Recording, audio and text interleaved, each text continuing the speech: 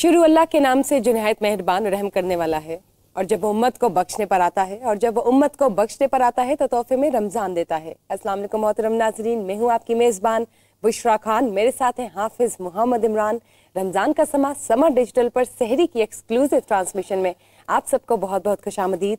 तो चलिए आइए रमज़ान का समा इस प्रोग्राम का बाकायदा आगाज़ करते हैं और आपको आज मिलवाते चलूँ अपने खास मेहमानों से। आज हमारे साथ हैं ENT स्पेशलिस्ट। इन्होंने ग्रेजुएशन की थी MBBS में 2009 में और पोस्ट ग्रेजुएशन की एज अ कंसल्टेंट 2013 में। He is ओटोराइनोलैरिंजोलॉजिस्ट। जी मैं बात कर रही हूँ डॉक्टर मोहम्मद अली रज़ा साहब की। और आज हमारे साथ मौजूद है नात खां मोहम्मद अब्बास सुल्तानी, हमारे साथ हैं मुफ्ती सखावत मुनीर नईमी साहब, हमारे साथ हैं कारी अता उल मनान वारसी साहब। बहुत बहुत शुक्रिया आप तमाम मेहमानों का, आप तशरीफ़ लाए। और बुशरा बिल्कुल आज भी आप देखें कि एक दिन और कम हुआ है। देखिए जी, आप जब से आखिरी अशरा है अशरा कैसे रैप हो रहा है, जल्दी जल्दी से गुजर रहे हैं, तो ये वो बाबरकत सातें हैं कि अल्लाह ताला हमें इनसे मुकम्मल तौर पर जो रहमतें हैं उनको समेटने की तौफीक अता फरमाए और हमें जो पढ़ना चाहिए। और नबी करीम सल्लल्लाहु अलैहि वसल्लम की मुबारक सीरत के मुताबिक इस रमज़ान मुबारक को हमने कोशिश की गुजारने की, यकीनी तौर पर नहीं गुजार पाए, लेकिन जो दिन बचे हैं उसमें अल्लाह ताला हम पर रहमत फरमाते हुए हमें इसको ज़्यादा बेहतर अंदाज में आगे बढ़ने की और इसको इख्तिताम की तरफ लेकर जाने की तौफीक अता फरमाए।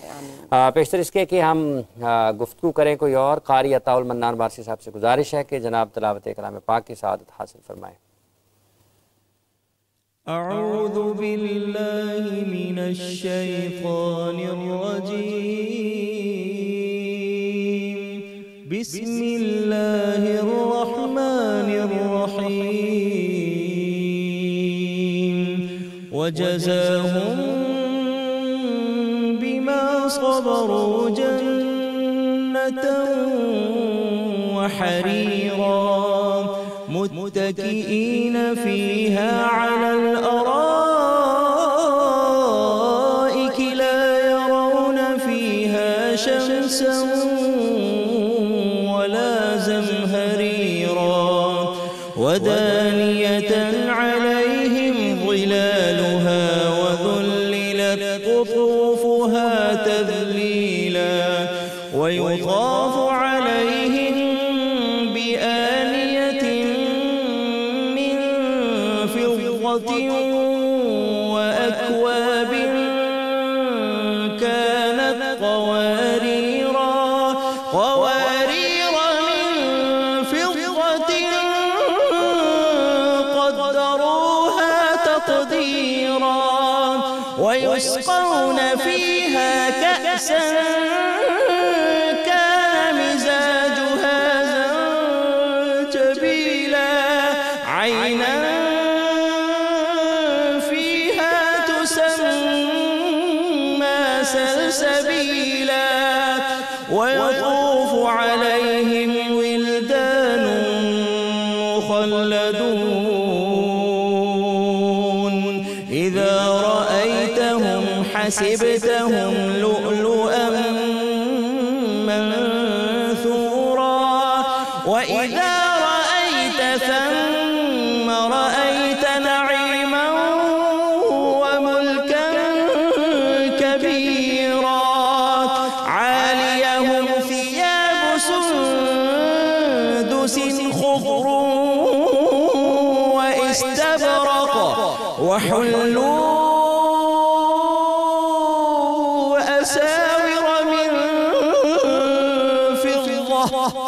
वसक़ाहुम रब्बुहुम शराबन तहूरा इन्न हाज़ा कान लकुम जज़ाअन व कान सअयुकुम मशकूरा। सदक़ल्लाहुल अलियुल अज़ीम।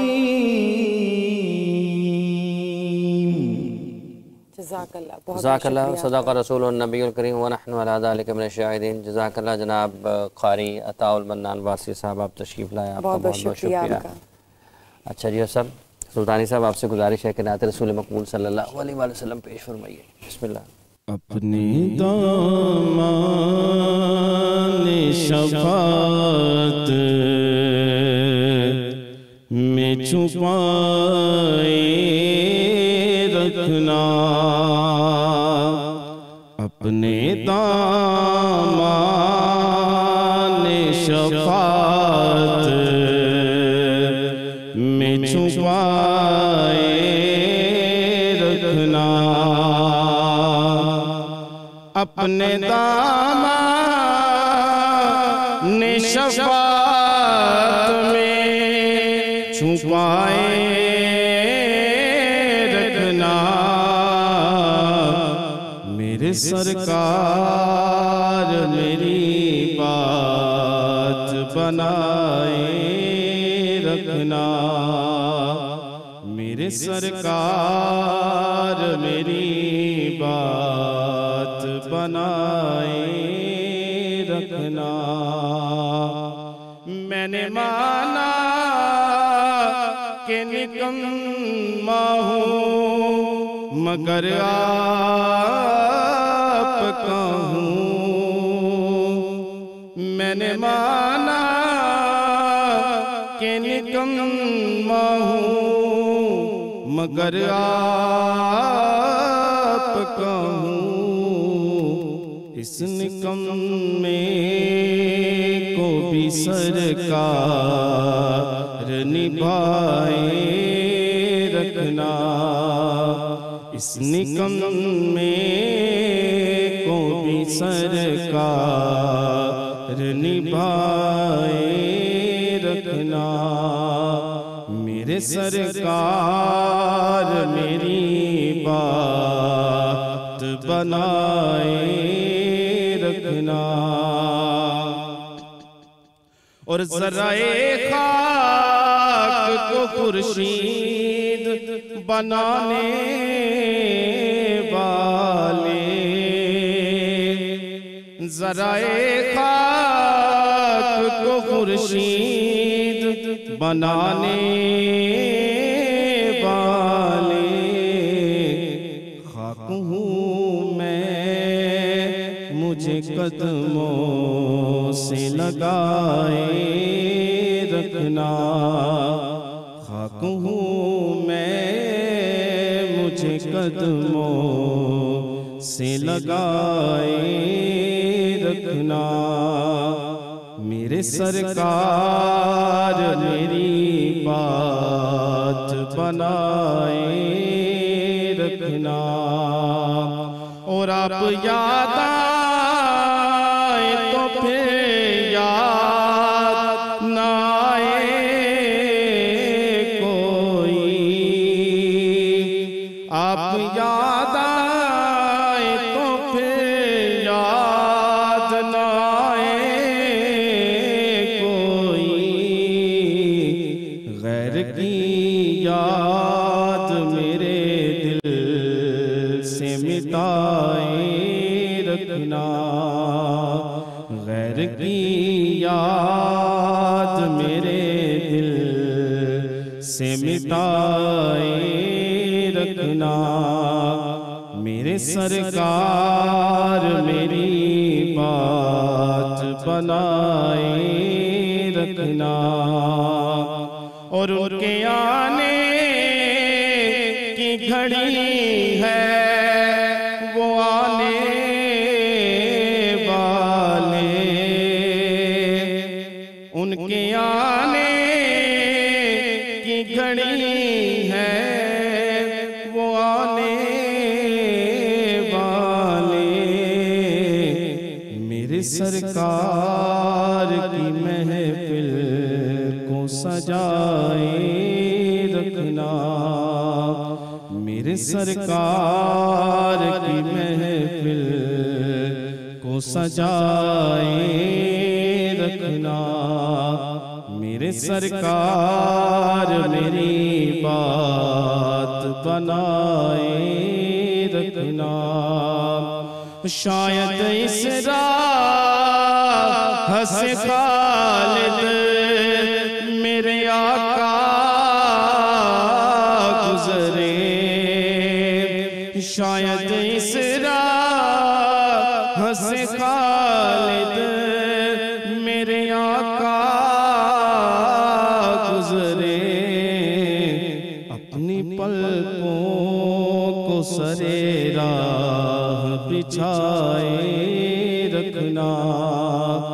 अपनी पलकों को सरे राह बिछाए रखना, अपने दामान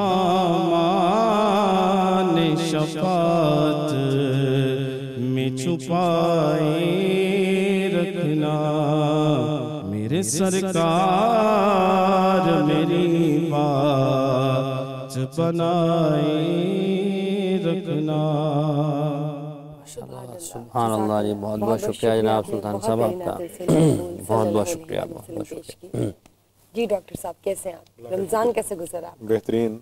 आप तो खुद डॉक्टर हैं तो फिर तो बहुत मेंटेन रखते होंगे ना, डाइट को भी और बाकी सारी चीज़ों को भी देखते होंगे। डॉक्टर भी रोज़ा भी रख रहे हैं साथ? हाँ जी, रोज़ा रख रहे हैं, बिल्कुल रख रहे हैं। बैलेंस आ जाता होगा। बिल्कुल जी, रोज़ा भी रख रहे हैं और बैलेंस भी रख रहे हैं। और बीइंग डॉक्टर क्योंकि ह्यूमन है तो बाद का नहीं भी रख पाते हैं खुराक का वैसा ख्याल, लेकिन कोशिश करते हैं कि मेंटेन रखें। तो ये बताइए डॉक्टर साहब, आपने post graduation as a consultant की है 2013 में। जी जी। तो पाकिस्तान में ही सर्व करने का क्यों सोचा? क्योंकि अक्सर तो यहाँ के डॉक्टर्स जो है वो बाहर जाते हुए मैंने देखे हैं, प्लेब कर जाते हैं, USMLE कर जाते हैं। आपने पाकिस्तान में सर्व करने का क्यों सोचा? मेरा भी पाकिस्तान में सर्व करने का प्लान बेसिकली नहीं था, लेकिन at that time my father जो हैं वो ही वाज नॉट वेरी वेल, तो उस सिनेरियो में फिर आई डिसाइडेड कि नहीं, आई शुड कंटिन्यू हियर। मैंने प्लेब का ही प्लान था, the plan was to go in UK, लेकिन फिर उसको फिर मैंने कंटिन्यू नहीं किया। मैंने कहा नहीं, my family needs me more, sometime आपको प्रायोरिटीज सेट करनी पड़ती है, और वो एक अच्छा फैसला था। That was not bad decision. अच्छा, तो मुझे ये बताएं, जब हम बात करें डॉक्टर की, तो आप ऑटोराइनोलैरिंजोलॉजिस्ट है। जी जी। तो ENT का कितना स्कोप है यहाँ पर पाकिस्तान में? किस तरह के पेशेंट्स आते हैं ENT में और क्या क्या केसेस आप डील कर रहे हो? Scope is different thing. Scope तो आपका है, पर्सन का, इंसान का है, that's not of the field. वो तो इंसान का है कि वो अपने आप को जितना एक्सेल करता है तो उसका स्कोप बनता जाता है। जो पेशेंट्स हमारे पास आते हैं वो ear, nose, throat, head and neck की पूरी रेंज आती है। लाइक नाक में गदूद, नाक की हड्डी का मसला, गले में टॉन्सिल्स, आवाज़ की तारों का मसला, समात के मसाइल, ठीक है ना।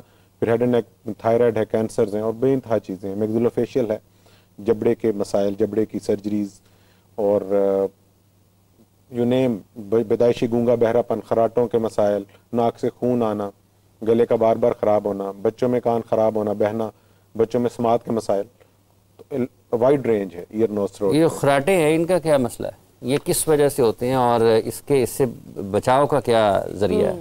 खराटे जो हैं बेसिकली इन्हें हम स्नोरिंग कहते हैं। एक ब्रॉड टर्म यूज होती है स्लीप एपनिया। स्लीप एपनिया एक ऐसी बीमारी को हम कहते हैं जिसमें इंसान की नींद भी डिस्टर्ब होती है खराटों की वजह से या किसी भी बीमारी की वजह से, जो कि रास्ता रोक देते हैं नाक और हलक का। अच्छा। जो हमारे यहाँ कॉमन जो वजह है, मैं इनको दो हिस्सों में डिवाइड कर देता हूँ, एडल्ट्स में, बड़ों में और बच्चों में।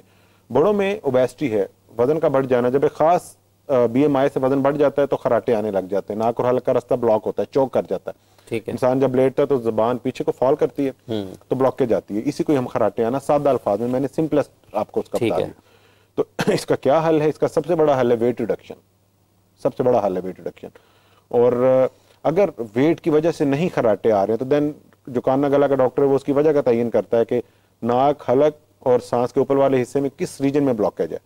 या तो वो कुछ CT स्कैन करवाता है या कैमरा डालता है या अपनी हिस्ट्री में देखता है।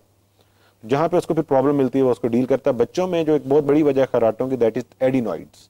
नाक और हलक के दरमियान एक खास किस्म का गदूद बड़ा हो जाता है, जैसा कि टॉन्सिल्स होते हैं, तो वो सांस लेने में दुश्वारी करता है और वो अल्टीमेटली फिर कान के और समात के मसाइल भी देता है। ठीक है।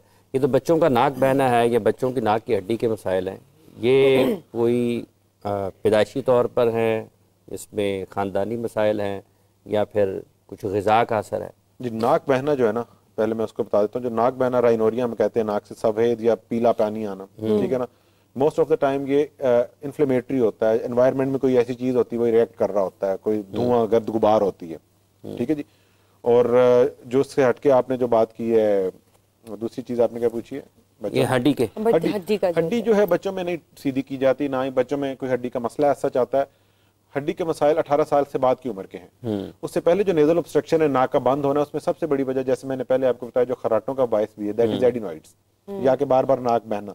तीसरी चीज आपने पूछी कि उसमें एनवायरमेंटल फैक्टर, या के आज का जो बच्चा आ रहा है बेसिकली उसको मदर फीड नहीं मिल रहा है उतनी, मतलब उसकी क्वांटिटी का मिकदार नहीं है, कम हो गया।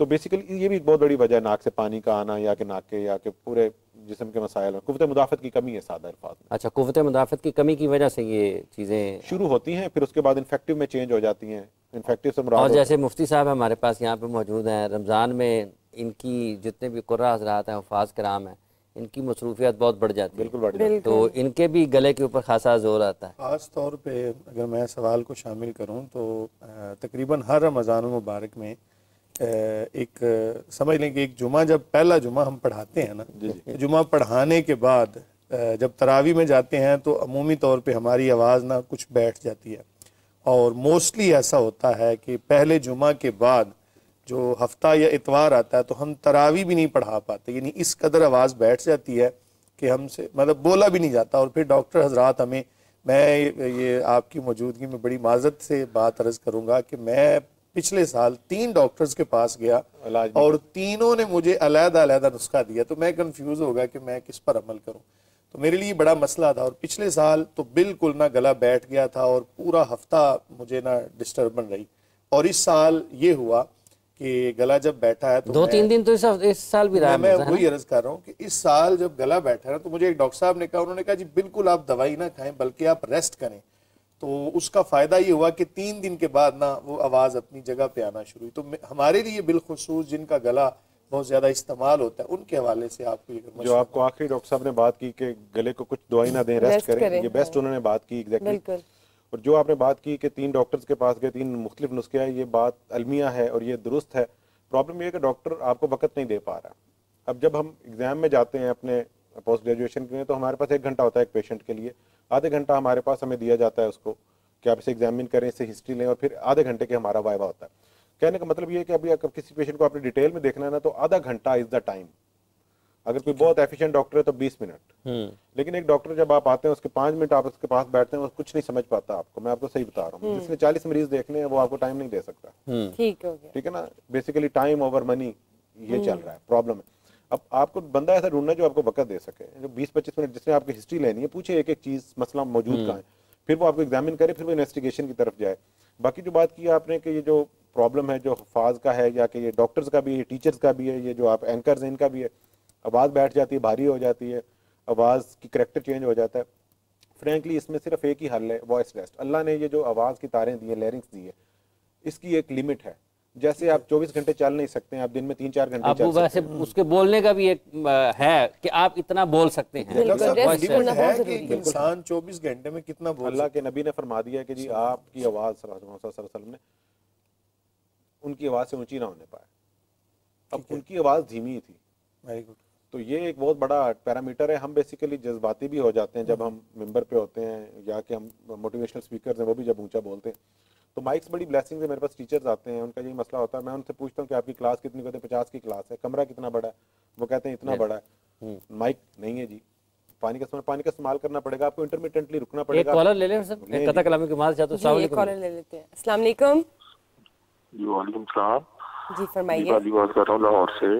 जी जी। डॉक्टर साहब भी बैठे हैं और मुफ्ती साहब भी बैठे हैं। मेरा इन दोनों से सवाल ये है कि एक तो लेजर जो करवाते हैं आंखों का, मुफ्ती साहब से सवाल है कि रोजे की हालत में क्या करवा सकते हैं, और दूसरा डॉक्टर साहब ये बता दें इसके दौरान कौन सी ऐसी मेडिसिन यूज होती हैं, मतलब जो इंजेक्शन वगैरह लगते हैं और जो भी चीजें लगती हैं रोजे की हालत में यूज करते हैं, तो क्या मुफ्ती साहब ये बता दें वो जो मेडिसिन यूज होती है उस हालत में हम रोजे की हालत में लेजर करवा सकते हैं। आंखों का लेजर से रोजे को फर्क पड़ता है या नहीं पड़ता, सवाल यही मुफ्ती साहब। आंखों का जो लेजर ट्रीटमेंट कराते हैं ना, आंखों का रोजे के दौरान दवाइयाँ वगैरह उसमें इस्तेमाल होती है। देखें अगर तो कोई भी चीज़ ऐसी है कि जो गले से नीचे डायरेक्ट नहीं उतरी तो इससे रोजे में कोई फर्क नहीं पड़ेगा। तो लेजर मेरा ख्याल है कि शुआएं होती हैं, डॉक्टर साहब भी तस्दीक करें। तो अगर खाली सिर्फ शुआएं आपने आंखों के जरिए से गले के अंदर दाखिल की तो मेरा ख्याल है इससे रोज़ा नहीं टूटता। उसकी वजह यह कि कोई भी ऐसी फिजिकली चीज़ गले से नीचे नहीं उतरी। और बाज़ दफ़ा हम देखें ना मतलब आपको जमाई आती है तो उसकी वजह से मुंह खुलता है, तो रोशनी गले से नीचे उतर जाए तो इससे रोज़े में अगर फ़र्क पड़ता होता तो फिर तो जमाई लेना भी मना होता। तो इसलिए इससे रोज़े में फ़र्क नहीं पड़ता। मैं एक और मसला भी आपको बता दूँ, चूँकि कदीम फुकहा जो है ना, उन्होंने एक तहकीक के बाद जब मसला ये बयान किया ना कि आँखों में कोई चीज़ दाखिल करने से रोज़ा नहीं टूटता। उनकी दलील बड़ी कवी है और बड़ी दिल को लगती है। वो फरमाते हैं कि अगर आंखों में कोई चीज़ जाने से रोज़ा टूट जाता तो फिर रसूलुल्लाह सल्लल्लाहु अलैहि वसल्लम कभी भी रोज़े की हालत में वुज़ू का हुक्म ना देते, जबकि हम वुज़ू करते हैं तो आंखों में डेफिनेटली पानी जाता है, तो इस वजह से आंख में कोई चीज़ डालने से रोजा नहीं टूटता। देखिए जब लेजर ट्रीटमेंट होती है तो आई ड्रॉप्स भी डलते हैं, वो इंजेक्शन भी लगाते हैं सुन करने के लिए आंखों के ही जी। इसीलिए अगर कदीम फुक़हा की राय को देखा जाए तो चूंकि ये डायरेक्ट गले में नहीं जा रहे, अंदर वो कोई मसाम होते हैं, तो मसामों के जरिए से अगर कोई चीज गले में चली जाती है तो उम्मीद करते हैं, कभी उम्मीद है कि रोजा नहीं टूटेगा। आज के जो फुक़हा है उन्होंने ये मसला बहरहाल बयान किया है कि आंख में दवा डालने से रोजा टूट जाता है। बाज़ फुक़हा ने ये मसला बयान किया, लेकिन सही राय मालूम यही पड़ती है जो कदीम फुक़हा है उनकी दलील बड़ी कवी है, और इसी बिना पर हम ये हुक्म शरा बयान करते हैं कि आंख में कोई चीज डालने से रोजा नहीं टूटेगा। वल्लाहु ताला आलम। एक और कॉलर है जी। अस्सलाम वालेकुम। अच्छा जी, अच्छा ड्रॉप हो गई कॉल। आप बता रहे थे। हाँ जी, हाँ जी बिल्कुल। ये जो एक बच्चों के आपने बताया, फिर ये जो पाकिस्तान में जो ENT नाक गले के मसाइल हैं, इस माहौल जो है आलूदगी, माहौलियाती आलूदगी, इसका कितना असर है? बेनतहा किरदार है। बेसिकली जो अपर्चर्स हैं, सामने मुंह है, नाक है, कान है, तो ये कैविटीज़ हैं। यहाँ पे अगर डस्ट है, कोई भी चीज़ है, स्मोक आ जाता है जैसे, अभी तो शुक्र नहीं है, तो ये सारी चीज़ें इफेक्ट करती हैं। कान के जरिए भी जाती है पोल्यूशन। देखिए कान नाक से मुंह से चले जाती है। कान के आगे पर्दा है कान का। 80% ऑफ द पॉपुलेशन में तो ये इंटैक्ट है, मतलब ये ठीक है। 20% ऑफ द पॉपुलेशन जिनमें कान बहते हैं या कान के मसाइल, उनमें पर्दा बाज का तो उसमें डेंट होता है, रेंट होता है, फटा होता है या उसका कुछ हिस्सा इस तरह, तो उनमें फिर कान में भी जब बाहर से कोई चीज़ जाती है तो मसाइल आते हैं। डॉक्टर साहब, एक जब हम जहाज में सफर करते हैं अमूमी तौर पे ये देखा जाता है कान बंद हो जाते हैं, तो नीचे आके बाज दफा कोई 24 घंटे से ज्यादा अगर वक्त गुजर जाता है, कानों की बंदिश रहती है, तो ऐसी सूरत हाल में एक आम बंदे को क्या करना चाहिए? कोई इस आम बंदे को सबसे पहले तो अगर उसको सिम्टोमेटिक जाना है, अगर तो उसको पेन है तो उससे पेन किलर लेना है, और बल्कि अगर वो अपनी फ्लाइट से उतर रहा है और उसको लगता है कि उसके कान में शदीद दर्द है तो बगैर रुके वो, ये वैसे टेक ऑफ के टाइम पे होता है, जब आपका जहाज ऊपर जाता है तो कान आपके बंद हो जाते हैं। दोनों तरफ में होता है। बेसिकली एम्बिएंट प्रेशर चेंज होता है तो कान के पर्दे पे दबाव आता है, या ज्यादा होता है तब भी आता है। तो बेसिकली कान, हलक और नाक तीनों जुड़े हुए हैं, तो बेसिकली एक मैनूवर कहा जाता है, वाल्सल्वा मैनूवर कहते हैं। नाक और हलक में से कान में हवा को धक्का दे देना या च्युइंगम चबा लेना। तो ऐसे पेशेंट्स जिनमें ये मसाइल होते हैं, इन्हें हम यूस्ट्रेचियन ट्यूब डिसफंक्शन के पेशेंट्स कहते हैं। उन्हें हम कहते हैं कि आप लोग ड्यूरिंग फ्लाइट असेंट और डिसेंट पे च्युइंगम चबा लें और जागते रहें, सोए मत, लंबी फ्लाइट्स ना लें। और अगेन ओबेसिटी, वजन कम होना चाहिए। जो ही आपका वजन बढ़ेगा ये अगेन प्रॉब्लम नहीं। तो जिनके कानों को फर्क नहीं पड़ता टेक ऑफ या लैंडिंग की तरह, अल्लाह का शुक्र अदा करें। नहीं और जिनके कानों को फर्क पड़ता है, कोई खास वजह होती है? बिल्कुल वजह है, ये क्या वजह है? मैं वही बता देता हूँ। बेसिकली जो कान है, कान अल्लाह की हर क्रिएशन ही प्यारी है। कान की मैं ज्यादा ब्यूटी इसलिए कह देता हूँ कि शायद मेरा इस फील्ड से ताल्लुक है। कान के 3 हिस्से, बाहर वाला, दरमियान वाला, अंदरूनी। बाहर वाला हिस्सा ये जिसमें हम उंगली डाल लेते हैं, दरमियानी हिस्सा इस पर्दे के पीछे होता है जो हलक में खुलता है। मतलब ये दरमियानी हिस्सा कान के दरमियान में भी है और हलक में एक ट्यूब के जरिए खुलता है। उस ट्यूब को हम यूस्ट्रेचियन ट्यूब कहते हैं, ET। अब एक्चुअली उसका काम होता है कि हर टाइम पे बंद रहना, वो खुली नहीं रहती है। लेकिन जब हम यानिंग करते हैं, जमाई लेते हैं या खाते पीते हैं तो it opens and it closes. तो अल्लाह ने बड़ा प्यारा मैकेनिज्म रखा है वहां के प्रेशर को मेंटेन रखने के लिए। अगर ये ट्यूब खुलना बंद होना बंद हो जाए, ठीक है, तो फिर ये प्रॉब्लम आता है। और जिन लोगों में ये ट्यूब खुल बंद रही है उसमें इश्यू नहीं आता है। यही ट्यूब वही मसला करती है जो बच्चों में एडिनॉइड्स भी मौजूद होते हैं, तो ये उसके ऊपर ब्लॉकेज कर देती है और बच्चे को खराटों के साथ कान तो इसका इलाज क्या है कि रेस्ट करें या? अभी इसका एक इलाज ये है कि कॉलर लें, फिर यहीं से आगे बढ़ते हैं। वो तो है, बिल्कुल ठीक बात। जी अस्सलाम वालेकुम। अस्सलाम वालेकुम। मेरा डॉक्टर साहब से एक सवाल है। जी फरमाइए। मेरे छोटे भाई को बैलेंस डिसऑर्डर का मसला है। ये हमने काफी ENT स्पेशलिस्ट को दिखाया, उन्होंने कहा कि इसका पाकिस्तान में तो कोई इलाज नहीं है। किस चीज का मसला, दोबारा बता दीजिए। एक्सरसाइज होती है वो करवाए। बैलेंस डिसऑर्डर, इससे होता ये है कि मेरे भाई को जी बैलेंस डिसऑर्डर, ठीक है। और वो अक्सर जब ये दौरा पड़ता है, चक्कर आते हैं, तो वो गिर जाता है, या सोते वक्त उसने अचानक से करवट ली तो वो उठ जाएगा, उसको चक्कर आना शुरू हो जाएगी। इसका हमने आज तक मुस्तकिल कोई हल नहीं मिला। एज क्या है? मेरा भाई अपने कानों में रुई डालता है ताकि उसे तेज हवा ना लगे तो ये इफेक्ट ना पड़ जाए। एज क्या है? इसका कोई हल बताइएगा सर। अच्छा, एज बता सकते हैं, उम्र क्या है आपके भाई की? एज होगी मुझसे तकरीबन 33-34 से। और किस उम्र से उसको ये मसला है? सर हमने तो ये बचपन में एक बार गिरा था, बहुत छोटा था, जब 5-6 साल का था। बस उसके बाद हमें कभी डायग्नोस होने में तो काफी टाइम लगा। ठीक है, तकरीबन 20 या 18 साल की उम्र में सर गालिबन। ठीक ठीक ठीक है जी, बहुत बहुत शुक्रिया आपका। बेसिकली जो आप हिस्ट्री बता रहे हैं ना कि बच्चा गिरा उसके बाद उसको बैलेंस का मसला आया, तो ये डायरेक्टली न्यूरोलॉजिस्ट की डोमेन में आता है, ईएनटी की डोमेन में नहीं आता है। न्यूरोलॉजिस्ट ऐसे डॉक्टर जो ब्रेन के डॉक्टर होते हैं, ठीक है ना, लेकिन जो बैलेंस का इशू है ये कान गला का डॉक्टर और न्यूरोलॉजिस्ट इन एडजंक्ट कर रहे होते हैं, मिल के कर रहे होते हैं, ठीक है ना। अगर तो आप ये कहते हैं कि बच्चे का रिसेंट इशू है या लड़के का जो कि पोजिशनल एक खास पोजीशन में जाने से उसको चक्कर आते हैं सर लटाते उठाते हुए, तो वो एक खास बीमारी है बिनाइन प्रोक्सिमल पोजीशन वर्टिगो, हम उसमें रीपोजिशनिंग कर देते हैं। फिर एक बीमारी है मीनियर डिजीज, उसका एक टिपिकल सा जो है तरीका होता है कि उसमें चक्कर भी आते हैं, कानों में भारीपन भी होता है, उसमें दबाव होता है, सीटियां भी बजती हैं कानों में और समात भी कम हो जाती है, उसका इलाज मुख्तलिफ है। फिर अगर हम सिर्फ चक्कर की बात करें तो कम से कम 100-150 बीमारी ऐसी है जिसमें चक्कर आता है। तो डॉक्टर का काम अगेन वही होता है, आप जब किसी भी अच्छे डॉक्टर के पास जाएंगे वो आपको 15-20 मिनट आपकी हिस्ट्री लेगा, फिर आपको एग्जामिन करेगा। जो आपके केस में मुझे लग रहा है कि न्यूरोलॉजिस्ट इज द पर्सन, दिमाग का डॉक्टर वो बंदा है जो आपके बच्चे का या बेटे भाई का इलाज करेगा। अदरवाइज ईएनटी सर्जन भी जो आपको वक्त दे देगा वो इसकी वजह को ढूंढ लेगा। इसमें कुछ ना कुछ इन्वेस्टिगेशन जरूर चाहिए होंगी आपके भाई के ब्रेन की, जिसे हम MRI वगैरह कहते हैं, या कुछ स्पेशल टेस्ट वगैरह, तो दे माइट बी नीडेड। मुझे ये बताएं डॉक्टर साहब कि जब हम बात करते हैं डॉक्टर्स की, तो क्या डॉक्टर्स को इक्वली पे किया जा रहा है? पाकिस्तान में क्या स्कोप क्या है? डॉक्टर्स की तादाद भी मेरे ख्याल से हर साल इतना बच्चा ग्रेजुएट करता है एज एन MBBS डॉक्टर, तो क्या क्राइटेरिया चल रहा है? पे करते हैं प्राइवेट में, क्या है गवर्नमेंट में, क्या चल रहा है? आपने भी कहा भी कि एक डॉक्टर मरीज को टाइम नहीं दे पाता, ये उससे जुड़ी बड़ा अलमिया है जी, बड़ा अलमिया है, ये बड़ी तकलीफ दे बात की है आपने, अच्छा किया आपने इस बात को हाईलाइट किया। और मैं इस टाइम पे जो डॉक्टर हमारा प्रोड्यूस हो रहा है वो बहुत अंडर पेड है। उसकी जो पहली जॉब लगती है, अगर मैं उसे कहूँ अपनी हाउस जॉब के बाद, तो वो 40 से 80 हज़ार के दरमियान लगती है, बल्कि 40 से 65 हज़ार की, जो कि बहुत कम है, बहुत माइन्यूट है। जिस टाइम पे मैं ग्रेजुएट हुआ उस टाइम पे अगर हम डॉलर कन्वर्जन को देखें तो एटलीस्ट इससे बेहतर था। जब मेरे फादर ग्रेजुएट हुए तब बहुत बेहतर हालात थे और उनसे पहले और अच्छे थे।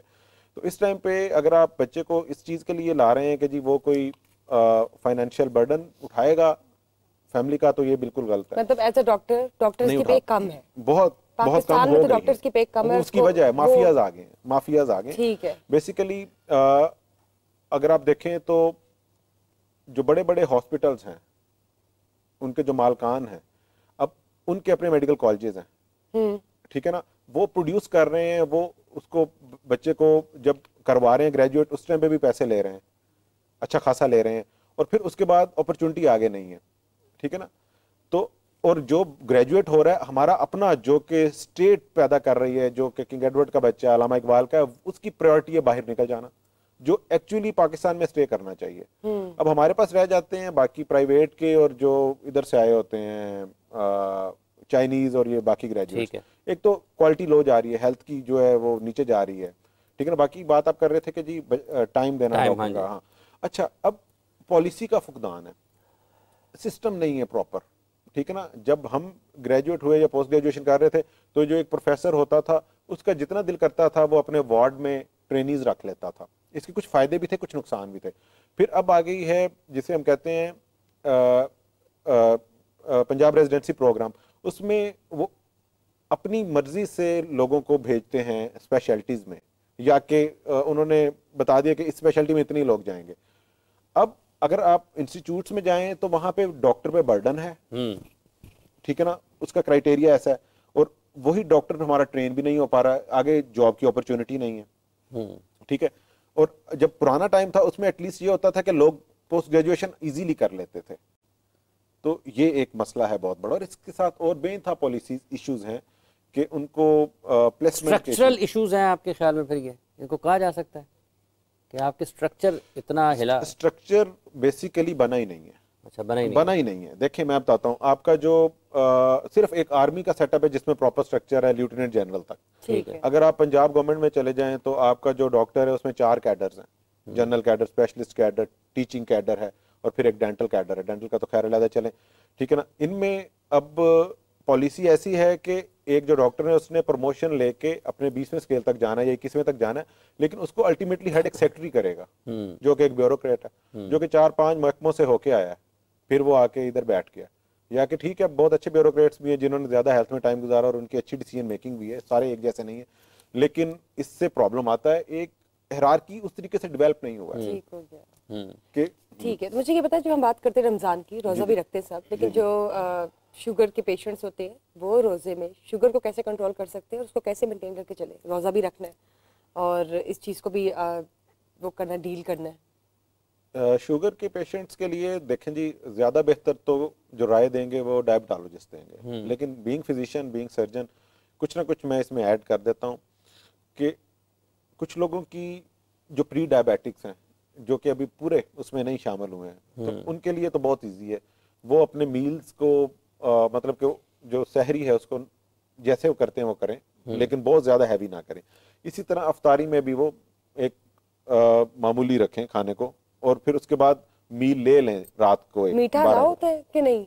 देखा है हमने भी, अक्सर शुगर पेशेंट्स कंट्रोल वैसे नहीं करते, मीठे पे नहीं करते हैं, किया जा नहीं सकता असल में, आपकी नेचर नहीं अलाउ करती है आपको। ठीक है। आप अब मुझे पता है डिहाइड्रेशन की जो हम बात करते हैं, स्टमक की डिस्टर्बेंस की बात करते हैं, क्योंकि आप एकदम से जब रोजा खुलता है, इफ्तारी आप करते हैं तो आप एकदम से खाना शुरू कर देते हैं, फिर आप रोजा खुलते हैं जब आपको ब्लॉटिंग फील होती है या तो आपको बर्प नहीं आ रहा होता और आपको लगता है आप फुल हो गए हैं, तो उस वक्त आपने जो खा लिया होता है ना, ऑयली फ्राइड सब कुछ, वो आपको डिस्टर्बेंस पे लेके जाता है, स्टमक डिस्टर्बेंस। उसके लिए क्या करना चाहिए? इफ्तारी से 10 मिनट पहले आप वॉक कर लेना, 15 से 20 मिनट की, तो इट्स वेरी बेनिफिशियल। इफ्तारी से पहले और फिर बाद में कुछ भी खा ले?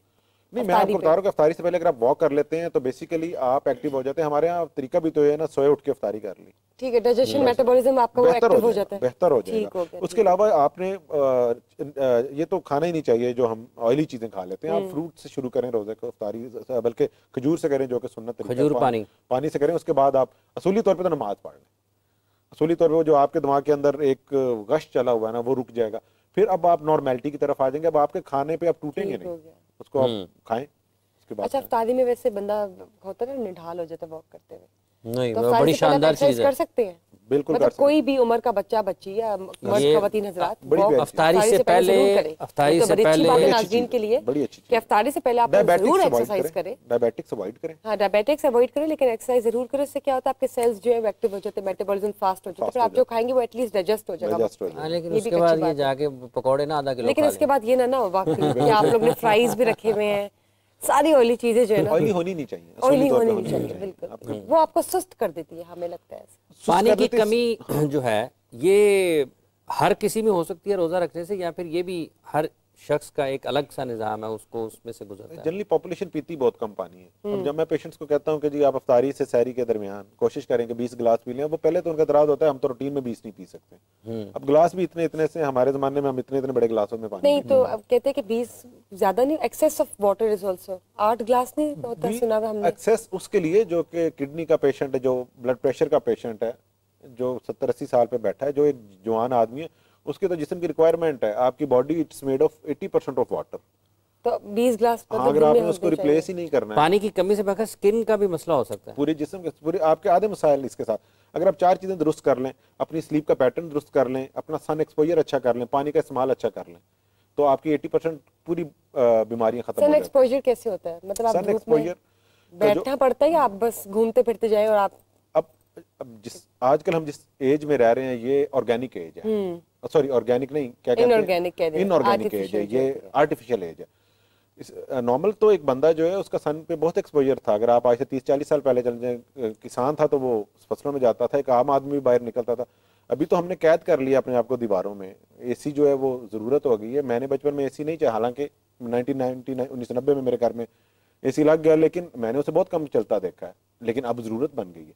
तो बेसिकली हमने इस तरफ आ गए हैं, हम इंडोर नेशन बन गए हैं।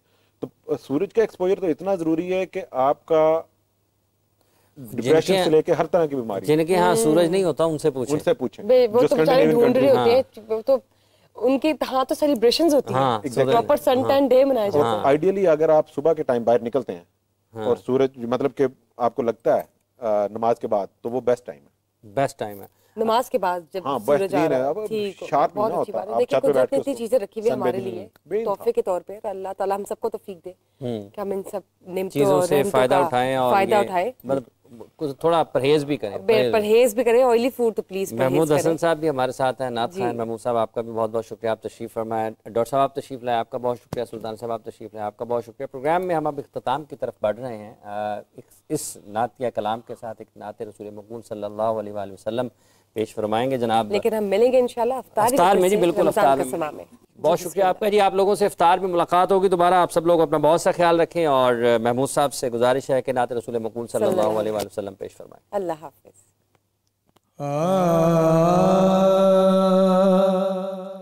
आप सा दोनों जहां में नजर आया ही नहीं,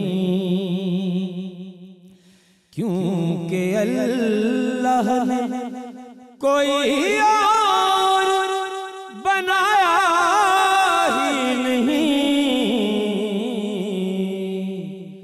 आप सा दोनों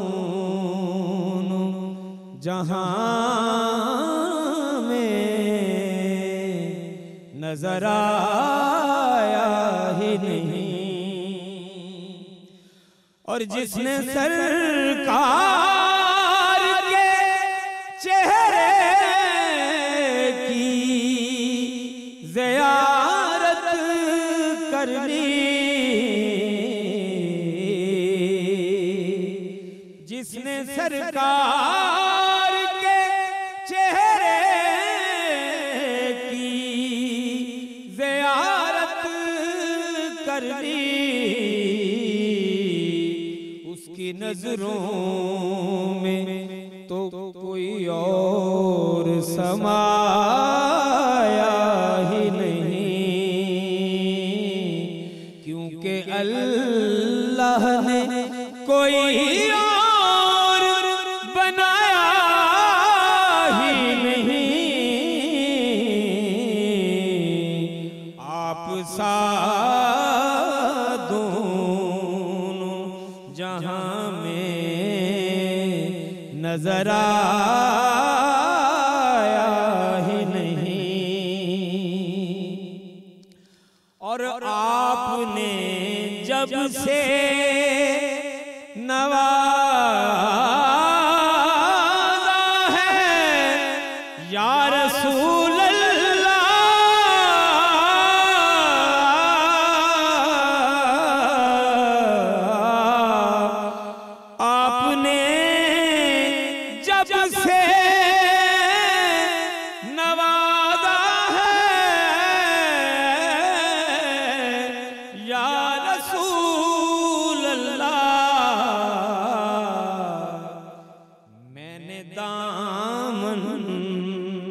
किसी चौखट पे बिछाया ही नहीं, क्योंकि अल्लाह ने कोई और बनाया ही नहीं। आप सा दोनों जहां में नजर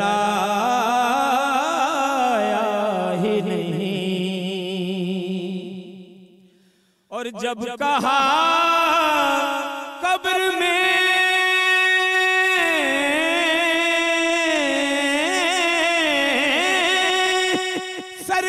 सरकार ने ये मेरा है, जब कहा कब्र में सरकार ने ये